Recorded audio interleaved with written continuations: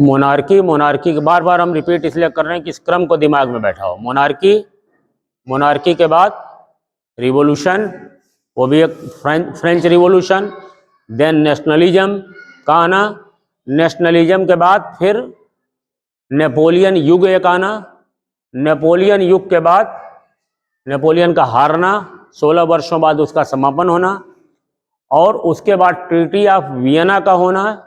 जो treaty of Vienna वो थी जिसने सब कुछ फिर उलट के रख दिया, पुरानी चीज़ों को वापस लाया, जिसके नतीजे में ट्रीटी ऑफ वियना के अगेंस्ट कह लो एक रिवॉल्यूशन शुरू हुआ। वो रिवॉल्यूशन मैजनी ने जिसको हवा दी, मैंने बल दिया। मैजनी इटली के थे, उन्होंने यंग इटली और यंग यूरोप नाम के दो क्रांतिकारी संगठन बनाए जो कि इस तरह के कंजर्वेटिज्म का जो खिलाफत करेगा, वो लड़ाई लड़ेगा। अब इस रिवॉल्यूशन की उम्र क्या थी? फिर दो तारीखें आती हैं। इस तरह की क्रांतियों का जो वक्त था वो था करीब 18 वर्ष का। कब से कब तक? 1830 से 1848। ये डेट इसलिए याद रखो कि इसका रिश्ता तुम्हारे भारत से ही जुड़ता है। ये डेट जो है कहीं कुछ मिलती जुलती है ना। हमारी आज़ादी के 99 साल पहले ये हुआ, ये क्रांतियां हुई। ठीक है, ये 3 स्टेजेज में इसको डिवाइड किया। The romantic imagination and national feeling, hunger, hardship and popular revolt, and 1848 में the revolution of the liberals. Liberal शब्द बार बार आ रहा है। लिबरल वो लोग हैं जो कि हर चीज में उदारता चाहते हैं, मतलब कट्टरता नहीं चाहते हैं, जड़ता नहीं चाहते हैं, पुरातन पंथीपन नहीं चाहते हैं। वो ये चाहते हैं कि सब लोग समान हो, सारी चीजें व्यवस्था एक तरह से ठीक हो। इसको नीचे तक समझने के लिए हम पहले इस लाइन पे जाते हैं। Culture is the true spirit of a nation. Culture is the true spirit of a nation. किसी भी देश की जो सच्ची आत्मा होती है वो उसकी संस्कृति होती है। ऐसे ही जैसे भारत के बारे में महर्षि अरविंद ने कहा था। महर्षि अरविंद एक बहुत बड़े चिंतक हुए हैं, जैसे विवेकानंद हुए हैं। महर्षि अरविंद, उन्होंने कहा है भारत को कैसे समझना हो, भारत को समझने के लिए क्या चाहिए।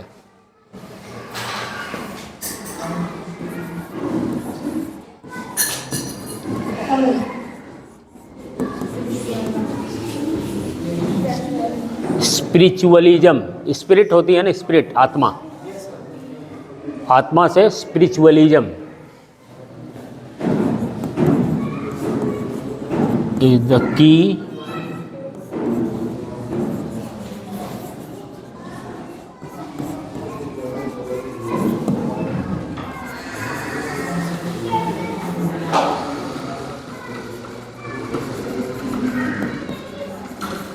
Spiritualism is the key to understand है। ये क्लियर है? Understand the Indian mind. Bharat की आत्मा या मस्तिष्क को समझने के लिए आध्यात्मिकता को जानना जरूरी है, स्पिरिचुअलिज्म को जानना जरूरी है। स्पिरिचुअलिज्म होता है जो आत्मा से ऊपर उठ करके हम किसी दुनिया की बात करते हैं। जैसे कहते हैं ना कि इस लोक के परे भी कोई लोक है, ऐसा माना जाता है सभी धर्मों में। हिंदुओं में कहा जाता है कि जाओगे तो स्वर्ग मिलेगा, मुसलमानों में कहा जाता है कि तुम्हें जन्नत मिलेगी, खराब किया तो तुम्हें नरक या दोजख मिलेगा, वगैरह वगैरह।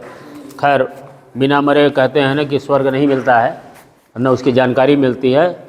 तो फिलहाल यह है कि ऊपर की दुनिया की बातें सोचने का काम सबसे ज़्यादा भारत में होता है। भारत में बड़े संत, विचारक, चिंतक, तुम लोग शायद एक न्यूज़ नहीं पढ़े होगे, आज की न्यूज़ है। विदेश की यूनिवर्सिटी में, जर्मनी में, हमें एग्जैक्टली नाम हम अभी देखते हैं तो बताते हैं, आज के ही पेपर की न्यूज़ है कि पाणिनि की अष्टाध्यायी एक किताब है, सुना है नाम? पाणिनि की अष्टाध्यायी एक किताब है।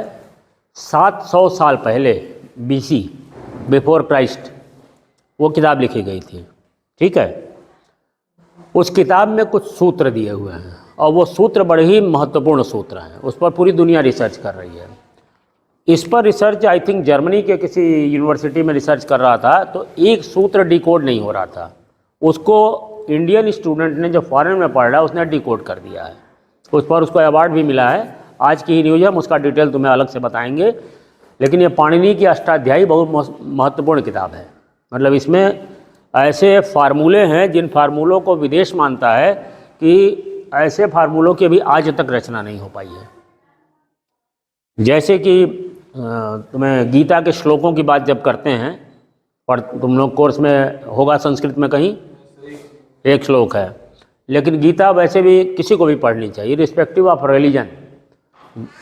तो उसमें ऐसी विलक्षण चीज़ें हैं, जैसे तुम्हें उस दिन बताया था ना कि संभवामि युगे युगे, वो है ना कि थानों के बाहर लिखा रहता है परित्राणाय साधूनाम विनाशाय च दुष्कृताम। ऐसे ही एक है बहुत अच्छा कि आदमी को मरने से नहीं डरना है। अर्जुन को कृष्ण उपदेश देते हैं, जब अर्जुन कहता है सामने हमारे सब भाई भाई खड़े हैं, भाई चाचा काका, इनको हम मार दें तो क्या मिलेगा, मतलब मिलेगा क्या? अपने सगे संबंधियों को मार के अगर हमें राज्य मिलता है, तो अर्जुन ने हथियार रख दिया। तो कृष्ण जी ने उन्हें समझाया। क्या समझाया? ये संस्कृत का एक बड़ा उत्तम श्लोक है, 2 श्लोक। नैनम छिंदन्ति शस्त्राणि नैनम दहति पावक न चैनम क्लेदयन्त्यापो न शोषयति मारुतः।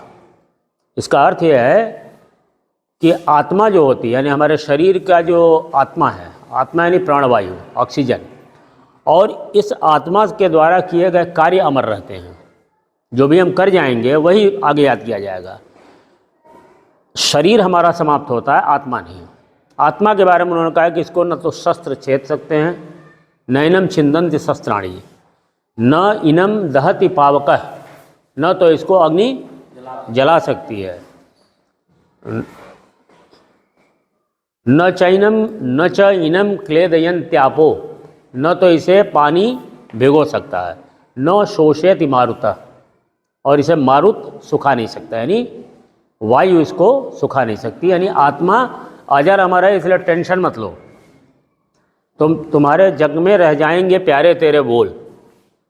एक गीत है कि रह क्या जाता है, गांधी जी कहीं नहीं है आज, मैजिनी कहीं नहीं है, नेपोलियन नहीं है, लेकिन उन सबको हम, भारत में यूरोप महाद्वीप के हम नहीं हैं, हम एशिया महाद्वीप के लोग हैं, लेकिन हमारे हर विद्यालय में इन लोगों को क्यों पढ़ा जा रहा है? क्योंकि इन्होंने इतिहास को बदलने का कोई कार्य किया था। तो जो इतिहास बदलते हैं वो कभी मरते नहीं हैं, तो कार्यों से बस जीना ही वो है। तो एक लाइन हमने ये बताई कि किसी भी देश का कल्चर जो है, culture is the true spirit of nation. किसी भी देश की असली आत्मा होती है कल्चर। और भारत के लिए कहा गया है महर्षि अरविंद ने कि spiritualism is the key to understand Indian mind. अगर भारतीयों को समझना है तो आध्यात्म को समझो। हम लोग, हमारे यहाँ के जो लोग हैं वो बड़े दूर दूर की सोचते हैं। दुनिया में और भी लोग ऐसे हुए हैं, जैसे हमने पाणिनि की बात की, महर्षि पाणिनि जिनकी अष्टाध्यायी है, तो ऐसे दूसरी दुनिया में भी लोग रहे, दूसरे देशों में भी रहे। जैसे हम 3 दार्शनिकों की बात करते हैं, एरिस्टोटल, सोक्रेटिस एंड प्लूटो। अरस्तु, सुकरात और प्लूटो हुए। ये तीनों दुनिया के महान दार्शनिक थे, तीनों भारत के नहीं थे, लेकिन भारत में पाणिनि जैसे दार्शनिक हुए। और भी जितने उपनिषद लिखने वाले हैं वो सब दार्शनिक थे। सत्यमेव जयते, इतने छोटे में इतनी बड़ी बात को कह देना, मतलब सच ही जीतता है। इस बात को 2 शब्दों में कह देने का कठोपनिषद में ताकत है। सूत्र वाक्य, जैसे कि हम संधियों को पढ़ते हैं तो एक संधियों के सूत्र होते हैं ना, आद गुणा इको ची, ऐसे करके होते हैं। तो ये सूत्र भी किसी ने बनाया होगा।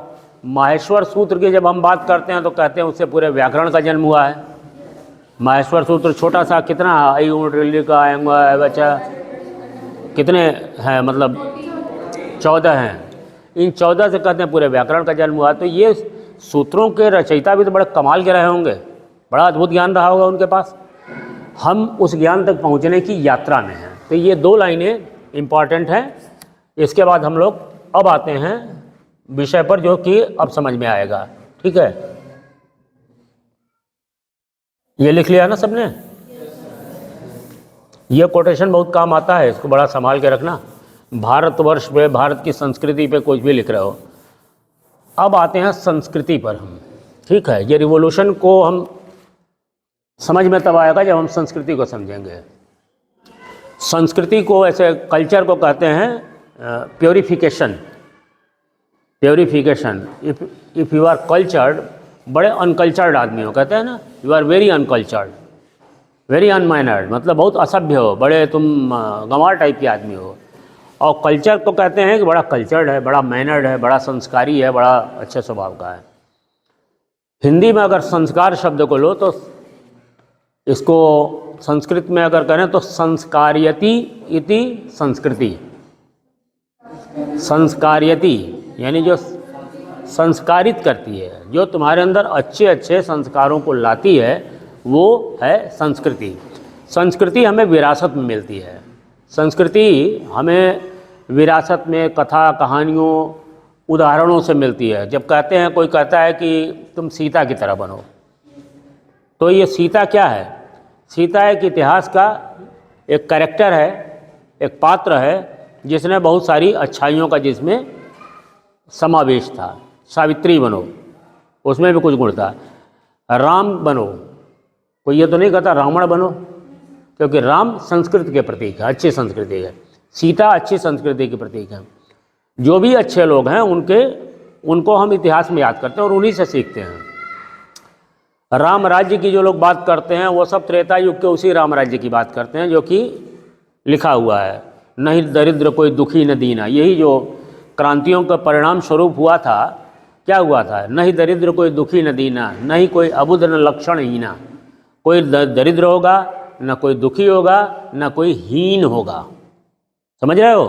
तीनों शब्द में बड़ा मतलब अद्भुत ज्ञान है। नहीं दरिद्र, नहीं दुखी, न दीना, नहीं कोई अबुध न लक्षण हीना। कोई अबुध नहीं होगा, अबुध माने अनएजुकेटेड नहीं होगा। तो ये जो कॉन्सेप्ट है जो कि हमारी माइथोलॉजी में लिखी हुई है, हमारे स्पिरिचुअलिज्म से आती है, वो हमारी सोसाइटी को प्रभावित करती है। समाज में शासन तभी आदर्श हो सकता है, राजा या जो हमारा डेमोक्रेसी के लीडर्स होते हैं वो आदर्श तभी होंगे जब उनके जीवन में आदर्श हो। अगर वो खुद ही चोर उचक्के अपराधी होंगे तो कैसे वो अच्छी चीज़ों को लाएंगे? और उनके अंदर अच्छाइयाँ संस्कृति से आती है। संस्कृति में क्या है कि एक शासक अकबर था, एक शासक अशोक था, उसने ये अच्छे काम किए, चंद्रगुप्त मौर्य था, उसने ऐसा किया। ये चीज़ें हमारे शासकों को के दिमाग में जब आती है तो अच्छा शासन होता है, और ख़राब चीज़ें आती हैं तो ख़राब शासन होता है। तो कल्चर जो है सबसे बड़ा टूल था। इसमें जो क्रांतियों का दौर था वो 1830 से 1848 तक चलता है। ठीक है, जिसका परिणाम क्या होता है आगे देखेंगे हम लोग। कैन भी ये 3 स्टेजेज में बांधा, the romantic imagination and national feeling. ये हम लोगों ने शुरू में भी नेशनलिज्म की जब बात पढ़ी थी तो 2 शब्द आए थे ना, लॉयल्टी और बिलोंगिंगनेस। तो ये दोनों चीज़ें जब होती हैं तभी ये नेशनल फीलिंग आती है। ठीक है, और नेशन स्टेट, जैसा मैजिनी ने कहा, नेशन स्टेट यानी स्टेट का मतलब ये समझो कि स्टेट का अर्थ होता है वो जमींदारी वाला स्टेट, और नेशन स्टेट का मतलब होता है कि पूरा देश एक राज्य हो गया। पूरा देश यानी पूरा देश एक परिवार हो गया जहाँ सबके अंदर ये है। रोमांटिक इमेजिनेशन, रोमांटिक इमेजिनेशन क्या होता है? रोमांस का मतलब होता है स्नेह, लगाव किसी चीज़ से। अति रोमांस का मतलब केवल वही नहीं होता जो फिल्मों में बताते हैं या जो हम लोग आमतौर से सुनते हैं, ऐसा कतई उसका अर्थ नहीं होता है।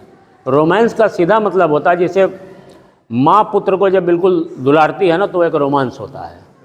मतलब अत्यधिक स्नेह जो होता है, स्नेह की पराकाष्ठा, वो रोमांस होती है। तो ये रोमांटिक पीरियड जब लिटरेचर में जाओगे तो वहाँ भी एक रोमांटिसिज्म आएगा। रोमांटिसिज्म एक टेंडेंसी है जिसको कि हिंदी में छायावाद कहते हैं। छायावाद है ना तुम लोगों का आधुनिक काल में, छायावाद, प्रगतिवाद, प्रयोगवाद, नई कविता, ये सब आता है। कौन है भाई? तो ये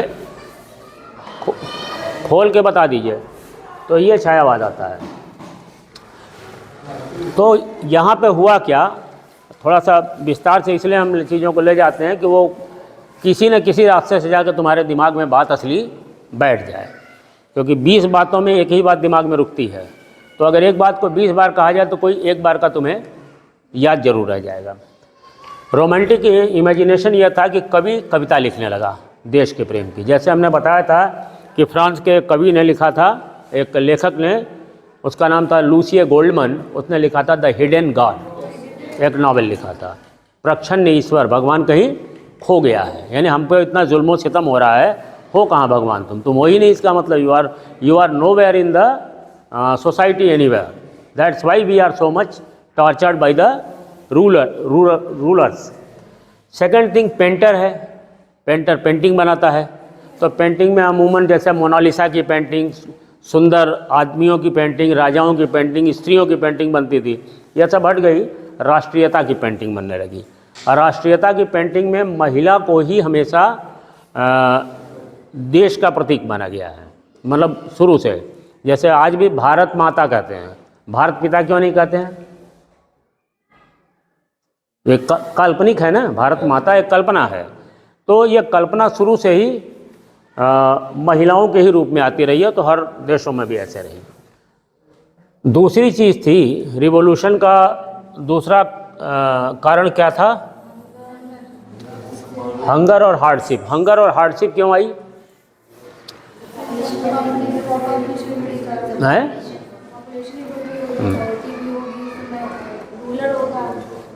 माइग्रेशन हुआ था।